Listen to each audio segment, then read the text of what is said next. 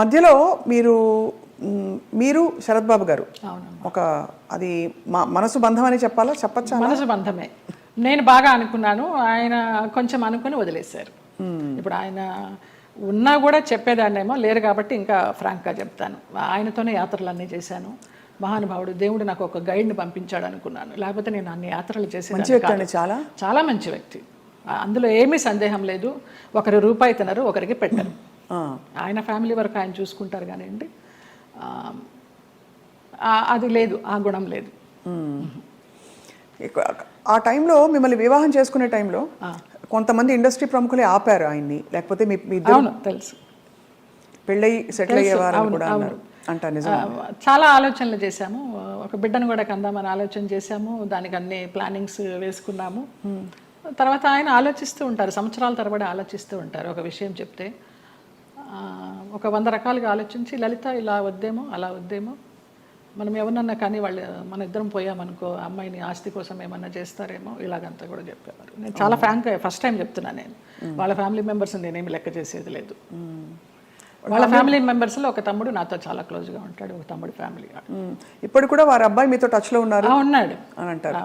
అంటే పిల్లలాగానే ఎక్కడా మిమ్మల్ని ఒక శత్రువుగా చూడలేదు కుటుంబానికి? లేదు లేదు, కుటుంబానికంటే వారి కుటుంబానికి. వారి కుటుంబంలో ఎవరికి నేను పెద్ద తెలీదు, మా మధ్య ఏం జరిగిందని కూడా ఎవరికి తెలియదు. ఈ తమ్ముడు గారి ఫ్యామిలీకి తప్పించి వాళ్ళకు కూడా అంతంతే పైపైనే. నాకు ఆయనకి పరిచయం ఉందనే తప్పించి కొంచెం డీప్గా వెళ్ళామనేది తెలియదు. మీరు రమాప్రభ గారితో చాలా క్లోజ్ కదా ఒక టైంలో. రమాప్రభ గారు శరత్ బాబు గారిని చాలా విమర్శించేవారు, చాలా ఇంటర్వ్యూలో బహిరంగంగా తిట్టారు. ఎందుకు మీ దృష్టిలో ఎందుకు ఇంత మంచి వ్యక్తి అని మీరు చెప్తున్నారు? మీ మనసుతో చూస్తే అవును కదా, కరెక్ట్ అనిపిస్తుంది. ఎందుకంటే మీరు ఎవరిని అసలు మిమ్మల్ని హాని చేసిన వాళ్ళనే మీరు జడ్జి చేయని వ్యక్తి. అలాంటిది అసలు అంటే మనం ఒకవైపునే విని చెప్పలేము కదా, మరి జడ్జ్ చేయలేము కదా. మరి అప్పుడు వాళ్ళిద్దరు కలిసి ఉన్న పరిస్థితుల్లో ఏం జరిగిందో అది నేను కూడా చెప్పలేను. కానీ నా వరకు ఆయన చాలా మంచి వ్యక్తి, చాలా మంచి వ్యక్తి. ఏ విషయంలో మీకు నమ్మకం కలిగింది? ఫర్ ఎగ్జాంపుల్, అంటే మీరు చూసిన అనుభవాల్ని బట్టి మనని ఇతను హింసించడు, మన డబ్బులు తీసుకోడు, లేదు వేరే విధంగా వేధించడు, కంట్రోల్ చేయడు, ఇలా రకరకాల కేటగిరీల్లో మనం తిన్న దెబ్బల్ని బట్టి ఆ విషయంలో మనకు నమ్మకం కలుగుతుంది. ఏ విషయంలో మీకు ఒక భరోసా కలిగింది ఆయన? నాకు తెలియదు, నా అంతటి నేనే మామూలుగా బాబా బాబా అని పిలిచేదాన్ని, వెళ్ళేదాన్ని. రమాప్రభ గారి కోసం అక్కకి ఏమన్నా చేయండి బాబా అనేదాన్ని. అక్కకి చాలా చేశానమ్మా, ఇంకా నేను చేయాల్సింది ఏమీ లేదు అనేసి అనేవారు. అలాగా నేను ఈ గుళ్ళు వెళ్తాను, ఆ గుళ్ళు వెళ్తాను, ఈ పురాణాలు చదువుతానంటే ఆయన దగ్గర కూర్చుంటే గంటలు గంటలు అలాగా టైం పాస్ అయిపోయేది. అప్పుడు నేను ఒక ఆడదాన్ని అనే అభ్యంతరం లేకపోతే మీ వెంట తీసుకెళ్ళడానికి, మీరు యాత్రలకు వెళ్ళినప్పుడు నాకు చెప్పండి బాబా, నేను వస్తాను అనేదాన్ని. అలాగా మా యాత్ర సాగిందనమాట. అట్లా ఇంకా ఆయన లలిత లలిత అని పిలవడము, క్లోజ్ అయినామని చెప్పాలి. దాదాపు మీకు అంటే గృహస్థాశ్రమం లేకపోయినా వానప్రస్థాశ్రమం లాంటిది తొందరగా ఫాస్ట్ ఫార్వర్డ్ మోడ్లో కర్మలు అయిపోతాయి చూడండి. ఇప్పుడు మనం అనుభవించడానికి వచ్చిన కర్మలు అయిపోవాలంటారు కదా, అలా మీకు ఏదో రాసి పెట్టినట్టు మీరు దాన్ని అటాచ్ అయ్యారు, మళ్ళీ డిటాచ్ అయిపోయారు. అవును, ఆయన ఒక విషయంలో బాధపడుతున్నప్పుడు చిట్టిబాబు గారు వాళ్ళే చెప్పారు, పోనీలే నీకు భగవంతుడు ఆయన్ని గైడ్ కింద పంపించాడు నువ్వు యాత్రలు చేయడానికి. ఆయన పోయినప్పుడు బాధపడితే మంచి వ్యక్తి వెళ్ళిపోయారు అనేసి అన్నారు. ఇంకా అప్పటితో ఆ ఆలోచన కూడా లేదు. ఇంకా వెళ్ళాను, హాస్పిటల్కి వెళ్ళేదాన్ని, చూసేదాన్ని, అసలు మన సృహలోనే లేరు. లాస్ట్ ఇయర్ February 14th నాడు, వ్యాలంటైన్స్ డే నాడు హాస్పిటలైజ్డ్ అయిన మనిషి May 21st నాడు పోయినారు. చూడలేకపోయారు కదా?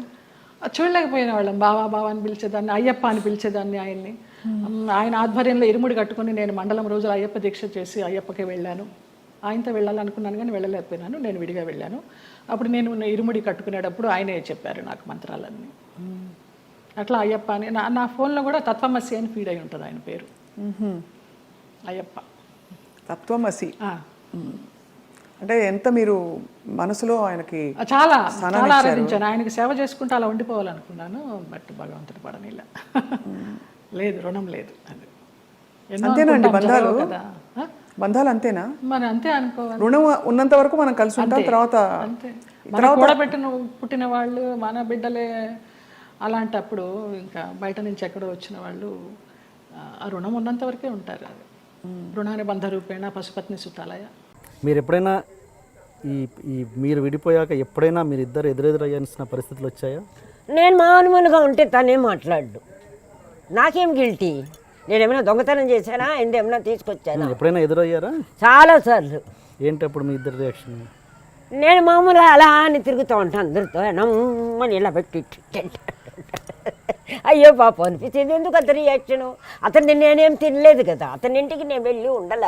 అతను అంత రియాక్షన్ ఇవ్వాల్సిన అవసరమే లేదు, ఏ విధంగా చూసినా లేదు. అది మాత్రం చెప్పగలనండి.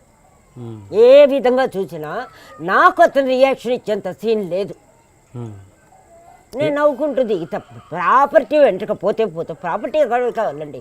మనిషి కుళ్ళిపోయి చచ్చిపోతే కూడా బయట దిక్కు లేనప్పుడు ఆ ప్రాపర్టీ ఎందుకండి? అందుకని ప్రాపర్టీ మెటీరియల్ తీసేస్తే నాకేం గిల్టీ లేదు. నేను అంతకుముందే సినిమా దాన్నండి. నేను 13-14 ఏళ్ళకే సినిమా దాన్ని. నాకెందుకు ఉంటుంది గిల్టీ? నన్ను చూసి నువ్వు సీరియస్గా మొహం పెట్టడం ఏంటి? నవ్వుతాను, కామెడీగా ఉంటుంది నాకు. అది నేను పెట్టాలి. అంటే ఏంటి మరి ఫంక్షన్లో కలిసారా లేకపోతే ఒకే సినిమాలో కలిసి? చాలా షూటింగ్లో ఎక్కడ సినిమాల్లో కలిసి చేశారా తర్వాత? విడిపోయిన 10 రోజులకే ఓ అమ్మ కదా ఆమె కదా ఏదో మధుసూదన్ రావు గారి ఎలక్షన్లో మోహన్ జయసుధ కాంబినేషన్లో మీ ఇద్దరు సూపర్ కాంబినేషన్. అప్పటికే విడిపోయినా డైరెక్టర్కి తెలియదు. అది ఇవన్నీ మామూలు. అది ఒక సీన్ అండి. సీన్ కొద్ది రోజులు జరిగింది అంతే. సినిమా సీన్ కొద్ది ఎక్కువ రోజులు జరిగింది. ఈ విషయం నాకు నిజంగా చెప్పనండి, మీరు నమ్మరు, అస్సలు గుర్తే లేదండి. ప్రామిస్గా నమ్మాలి. ఇలా ప్రామిస్ అక్కర్లే, నాకు గుర్తులేదు.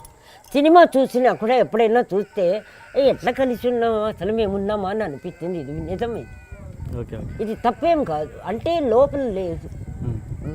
నాకు గిల్టీ ఉండదండి. గిల్టీ ఏమైనా మర్డర్ చేశానా, బ్రాతలు చేశానా? ఒకవేళ ఏదన్నా చేసి ఉంటే కూడా ఎస్ అంట. నాకుంది అర్హత ఎస్ అనడానికి. నీకేముంది? నేను నీది తినలా. రెండోది, అందరికీ తెలిసిన ఏమంటారు ఓపెన్ కథలు ఉన్నాయి కదండి. నా హిస్టరీ మీకు తెలీదా? సినిమాది పర్సనల్ తెలిస్తే మీ హిస్టరీ తెలీదా? దీంట్లో అబద్ధం ఎందుకు? అసలు అబద్ధమో నిజమో బాగున్నాం కదా, మళ్ళీ అది వేస్ట్. అది ఏదైనా వర్త్ ఉన్న సబ్జెక్ట్ ఉంటే మాట్లాడినా వర్త్ ఉంటుంది, వర్తే లేని సబ్జెక్ట్ వేస్ట్. ఇప్పుడు సపోజ్ ఎవరిది తప్పు అన్నది పక్కన పెట్టేస్తే, సపోజ్ శరత్ బాబు గారు తను రియలైజ్ అయ్యారనుకున్నా అయ్యి మీ దగ్గర 100% హ్యాపీగా రిసీవ్ చేసుకుంటా. ఎందుకంటే ఇప్పుడు నాకు చెప్పాను కదా, నాకు లింగభేదమే లేదు. అది ఒక రిలేషన్ అనుకుంటా అంతే. హ్యాపీగా గర్వంగా ఫీల్ అవుతా. నాకు ఈగో లేదు, కాంప్లెక్స్ లేదు, అటాచ్మెంట్ లేదు, రిటాచ్ లేదు. మీరు వస్తే ఎంతో, నాకు అతను వచ్చినా అంతే. That's all. నాకు లేదు, అవన్నీ దాటిపోయిందండి. మరి ఆ ప్రాప్తం వచ్చింది, ప్రాప్తం రిలీజ్ అయ్యారు, థ్యాంక్స్ బాబా అంట. నిజం అది. ముందులాగా అట్లా ఏది ఉండదండి, ఏ విషయంలోనూ లేదు. అట్లా అది మీరు అది ఇంగ్లో పెద్ద భాషలో నిర్లుప్త అనుకోండి, లేకపోతే బ్లాంక్నెస్ అనుకోండి, నాకు తెలియదండి. ఏది రావటంలో. లేకపోతే ఇంతసేపు మీతో మాట్లాడినండి నేను. ఐఎమ్ సారీ, నేను మాట్లాడను. బిందమ్మ కాదు, ఎవరు చెప్పినా సరే నేను ఇండివిజువల్. బట్ ఒక ధర్మం, ఒక న్యాయం, చిన్న కర్టసీ అని చెప్పాను నన్ను. మీరు నా మీద చూపిస్తున్న ప్రేమకు కూడా నేను కర్టసీగా ఉంటాను. That's all. కమర్షియల్గా తీసుకుంటే ఒక పైసా లేదు, ఓన్లీ కర్టసీ తప్ప. అందుకని ఆ బ్లాంక్నెస్ కూడా బ్యాడ్ ఫీలింగ్ అవ్వచ్చు, గుడ్ ఫీలింగ్ అవ్వచ్చు. ఆ ఫీలింగ్తో నాకు లాభం లేనప్పుడు ఫీల్ అవ్వడం కూడా వేస్ట్ అనిపిస్తుంది అంతే. నేను ఫీల్ అయిన దానివల్ల నాకు ఏమైనా పరిష్కారం ఉందా? లేదు. అలా ఉన్నప్పుడు ఫీలింగ్ ఎందుకు వేస్ట్ చేయటం టైంని? అట్లా అయిపోయింది మైండ్. అది బ్లాంక్నెస్ కూడా అవ్వదు. అందుకని ఇది జరగాలని ఉంది, జరుగుతోంది, ఓకే, అట్లా అయిపోయింది. అంటే అర్థమైంది. అది కూడా ఎందుకు వచ్చిందో అది కూడా గాడ్ గిఫ్టే. ఆ ఫీలింగ్ ఉందంతా ఇదేంటి అది లేదు. ఓకే అంటే చెప్పగలుగుతున్నా, మాట్లాడుతున్నా, చెప్తున్నా. వచ్చినా హ్యాపీ, మీరు రాకపోయినా హ్యాపీ. అలా అయిపోయింది నా లైఫ్. నాకు వద్దు, ఇస్తే ఇవ్వండి, అంటే ఏదైనా ఆనందం ఇవ్వండి, హ్యాపీనెస్ ఇవ్వండి, ఫుడ్ పెట్టండి, బయట ఊరికి తీసుకెళ్ళి, ఏదైనా నాకు వస్తే దాన్ని రిజీవ్ చేసి ఎంజాయ్ చేస్తా. రాలేదనుకుంటే ఇంకా హ్యాపీ ఎంజాయ్ కుట్టుకుంటా, టీవీ చూస్తా, పూలు పెడతా, రొటీన్.